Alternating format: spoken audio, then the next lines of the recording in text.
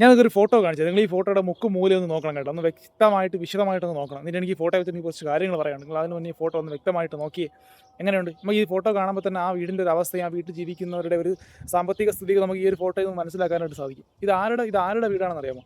നമ്മുടെ ഈ വീണ തൈക്കണ്ടി എന്ന് പറയുന്ന പിണറായി വിജയൻ്റെ മകളെ ED റെയ്ഡ് ചെയ്യാൻ വേണ്ടി വന്ന സമയത്ത് അതിനെ പ്രൊട്ടക്റ്റ് ചെയ്യാൻ വേണ്ടിയിട്ട് പാർട്ടിയെ സപ്പോർട്ട് ചെയ്യാൻ വേണ്ടി പോയ ഒരു ഒരു ഒരു ഒരു ഒരു പാർട്ടി പ്രവർത്തകൻ്റെ, ഇപ്പോൾ അകത്ത് കിടക്കുന്ന ED എടുത്തുകൊണ്ട് പോയ ഒരു പാർട്ടി പ്രവർത്തകൻ്റെ വീടാണ് ഇത്.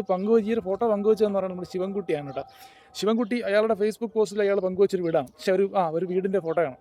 അതായത് ഈ ED എടുത്തുകൊണ്ട് പോയ ആളുകളുടെയൊക്കെ വീട്ടിൽ സന്ദർശനത്തിന് പോയി എന്ന് പറഞ്ഞുകൊണ്ട് അയാൾ ഫേസ്ബുക്കിൽ പങ്കുവെച്ചൊരു ഫോട്ടോയാണ്. നിങ്ങൾ നോക്കിയാണ് ഈ ഒരു പാർട്ടി പ്രവർത്തകൻ്റെ വീടിൻ്റെ അവസ്ഥ എന്ന് ആലോചിക്കണം. ഇതുപോലെയുള്ള അടിമ കമ്മികളാണ് ശരിക്കും പറഞ്ഞാൽ ഇതുപോലുള്ള ഈ തീട്ട പാർട്ടീനെയൊക്കെ വളർത്തിക്കൊണ്ടുവരുന്നുണ്ട്. ഒരു വീട്ടിൽ ജീവിക്കുന്ന ഒരു മനുഷ്യൻ്റെ സാമ്പത്തിക സ്ഥിതി നമുക്ക് ആ വീട് കാണുമ്പോൾ തന്നെ നമുക്ക് മനസ്സിലാക്കി എടുക്കാനായിട്ട് സാധിക്കും. പിണറായി വിജയൻ എന്ന് പറയുന്ന അയാളുടെ മകളും അയാളുടെ ആസ്തി എന്താണെന്ന് നമുക്ക് കേരളത്തിൽ ജീവിക്കുന്ന ആളുകൾക്കെല്ലാം നമുക്ക് മനസ്സിലാക്കി എടുക്കാനായിട്ട് പറ്റും.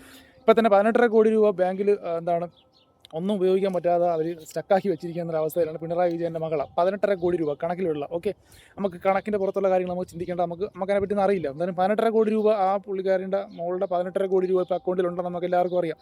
കേരളത്തിലുള്ള എല്ലാ ആളുകൾക്കും അറിയാം വീണയുടെ അക്കൗണ്ടിൽ 18.5 കോടി രൂപ ഉണ്ടെന്ന്. 18.5 കോടി രൂപ അക്കൗണ്ടിലുള്ള വീണയെ പ്രൊട്ടക്റ്റ് ചെയ്യാൻ വേണ്ടി പോയവൻ്റെ വീടാണ് ഈ കണ്ടത്. ഓക്കെ, ഇതാണ് ഈ ആളുകളുടെയൊക്കെ ഒരു അവസ്ഥ എന്ന് പറയുന്നത്.